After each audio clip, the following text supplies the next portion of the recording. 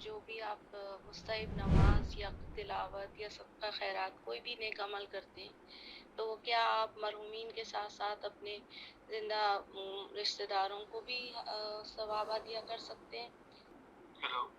جی، دوسرا سوال یہ ہے کہ اپنے مرحومین کو جیسے والدین میرے انتقال کر چکے ہیں، کیا میں کسی طرح دیکھ سکتی ہوں کہ وہ کس حال میں ہیں، یا کوئی ایسا عمل بجا لا سکتی ہوں کہ ان کو دیکھوں؟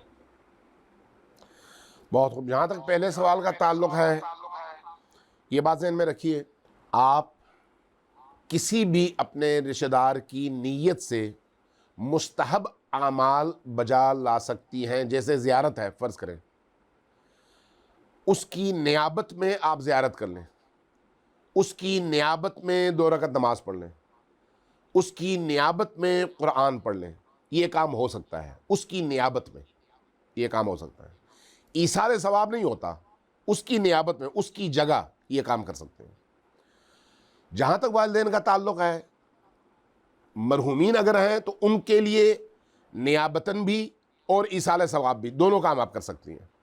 اگر آپ کے اعمال اتنے اچھے ہوں کہ عالم برزخ میں ان کو خوشی نصیب ہو، ان کو کمال نصیب ہو، ان کی روحیں خوش ہوں، تو ہو سکتا ہے اللہ ان کو اجازت دے اور وہ آپ کے خواب میں آئیں. لیکن اس کا تعلق اللہ کے اذن سے ہے. بعض جگہ مرحومین کو لوگ دیکھ پاتے ہیں اور وہ زندہ لوگوں کی رہنمائی بھی کرتے ہیں حتیٰ، اور بعض جگہ نہیں کر پاتے. کرنے نہ کرنے کی دونوں کیفیتوں کا تعلق اس مرحوم کے مقام سے بھی ہے اور اس زندہ کے مقام سے بھی ہے.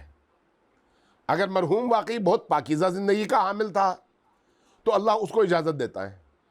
اگر یہ زندہ شخص بہت زیادہ پاکیزگی کا حامل ہے اور پاکیزہ زندگی ہے، متقی زندگی ہے، باعث طہارت زندگی ہے، با طہارت زندگی ہے، تو پھر اللہ اس کو وہ بصیرت عطا کرتا ہے کہ یہ دیکھ سکے. دونوں کا تعلق اذن خدا سے ہے.